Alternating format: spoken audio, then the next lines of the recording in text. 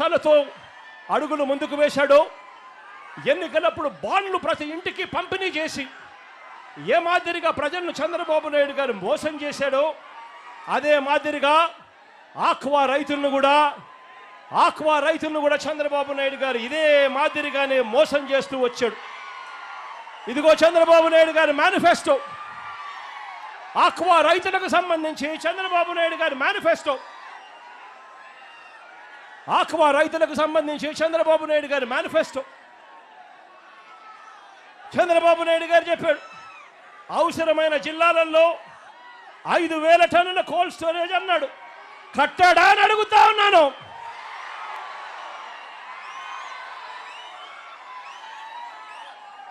జోన్తో సంబంధం లేకుండా జోన్ వెలుపల ఉన్న చెరువులకు కరెంట్ సబ్సిడీ ఇస్తానని హామీ ఇచ్చాడు. మరి ఇచ్చాడా అని అడుగుతా ఉన్నాను చంద్రబాబు నాయుడు గారు. ట్రాన్స్ఫార్మర్ ధరలు తగ్గిస్తానన్నాడు, తగ్గించాడా అని అడుగుతా ఉన్నాను. గట్టిగా ఇలా ఇలా ఇలా ఇలా ఇలా ఇలా ఇలా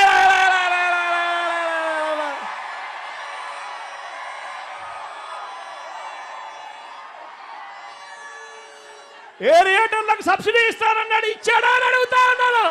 ఇలా ఇలా ఇలా ఇలా ఇలా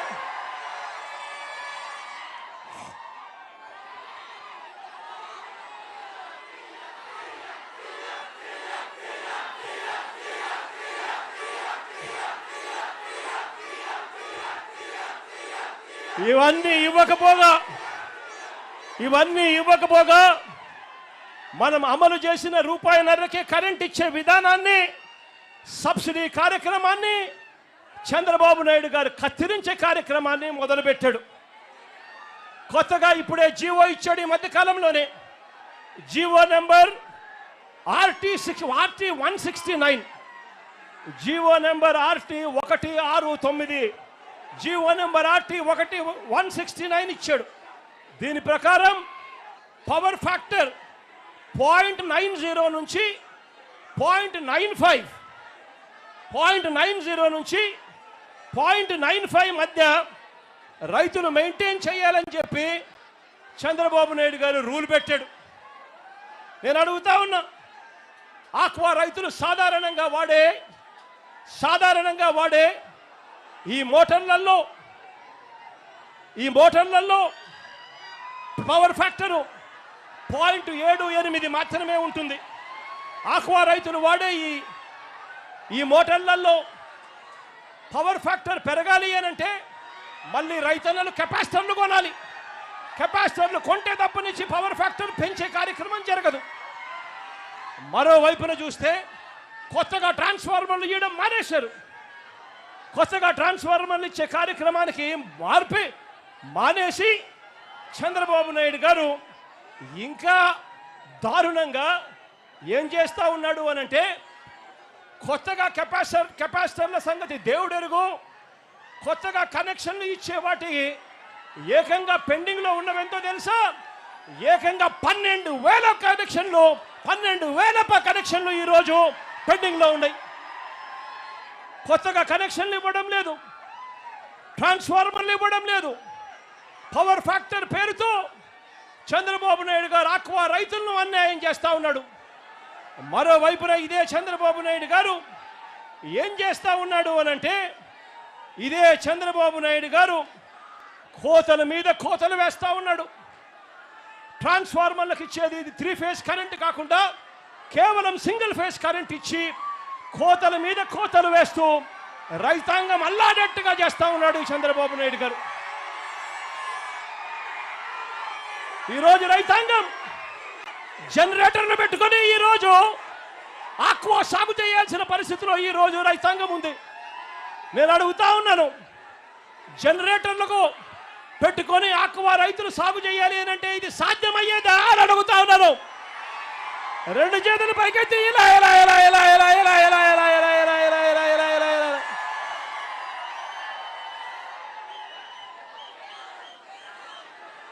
అదే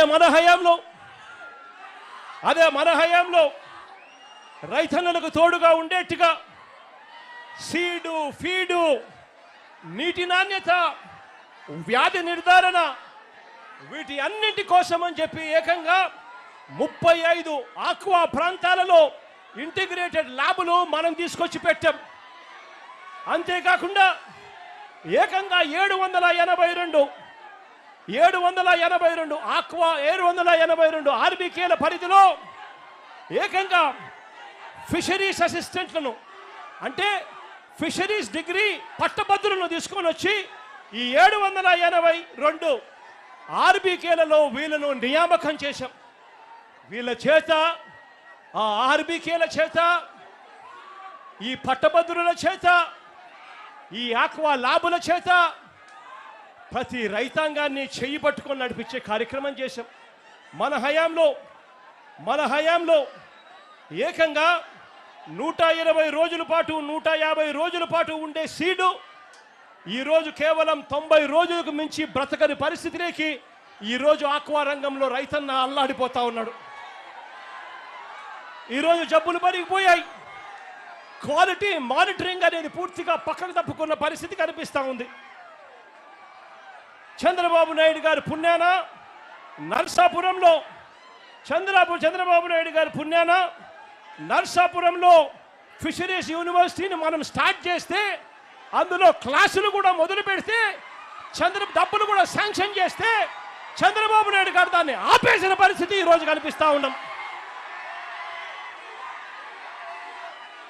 ఇదే ప్రాంతంలోనే మెడికల్ కాలేజ్ కూడా పనులన్నీ కూడా ఆగిపోయిన పరిస్థితులే ఈరోజు మెడికల్ కాలేజీల్లో కూడా కనిపిస్తూ ఉన్నాయి. ఒక్కసారి ఆలోచన చేయమని అడుగుతా ఉన్నా. మనసున్న పాలకుడు ఉంటే, రైతాంగం పట్ల నిజమైన ప్రేమ చూపించే పాలకుడు ఉంటే, మన హయాంలో వైఎస్ఆర్సీపీ ప్రభుత్వ హయాంలో చేపలు రొయ్యల ప్రొడక్షన్, చేపలు రొయ్యల ఉత్పత్తులు చంద్రబాబు నాయుడు గారి హయాంలో 39 లక్షల టన్నులు ఉంటే వైఎస్ఆర్సీపీ ప్రభుత్వ హయాంలో అవి ఏకంగా 51 లక్షల టన్నులకు పెరిగాయి అని చెప్పి కూడా గర్వంగా కూడా చెప్పగలుగుతారు. మనం తీసుకొచ్చిన ఈ విప్లవాత్మక మార్పుల వల్ల రైతాంగాన్ని చేయి పట్టుకొని నడిపించినందువలన 2018-19లో చంద్రబాబు నాయుడు గారి హయాంలో రాష్ట్రం నుంచి ఎగుమతుల విలువ 13,855 కోట్ల రూపాయలు అయితే 2023 అంటే వైఎస్ఆర్సీపీ ప్రభుత్వ హయాంలో ఆక్వా ఎగుమతుల విలువ ఏకంగా 20,000 కోట్ల రూపాయలను కూడా గర్వంగా చెప్పగలుగుతాను.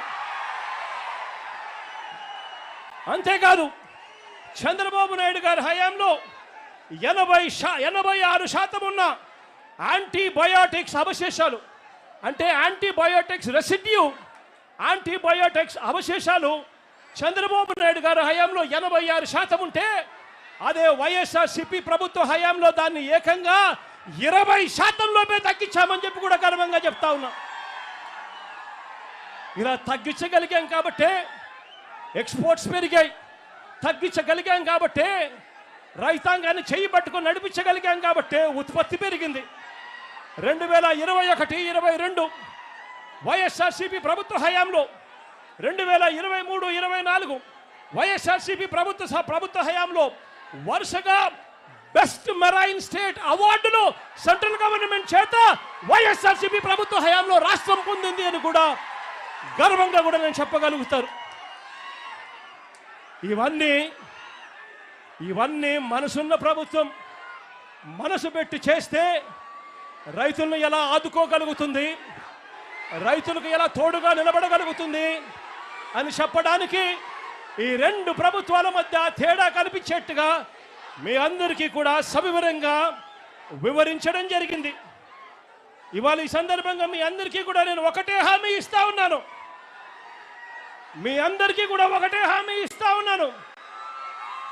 మీ కష్టాలు నాకు తెలుసు.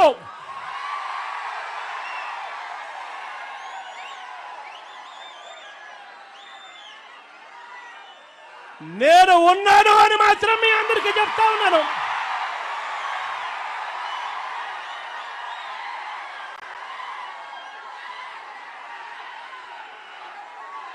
చూస్తూ 2 సంవత్సరాలు దాటిపోయింది.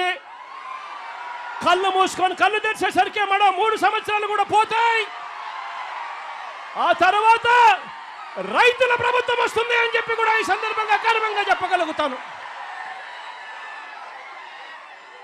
మళ్ళీ యాప్సడా పూర్వ వైభవంలోకి వస్తుంది. ముఖ్యమంత్రి చైర్మన్ గా కూర్చుంటాడు. ఈ సిండికేట్ను కూకటి వేలతో సహా నరికేస్తాడు అని చెప్పి కూడా ఈ సందర్భంగా తెలియజేస్తా ఉన్నాను.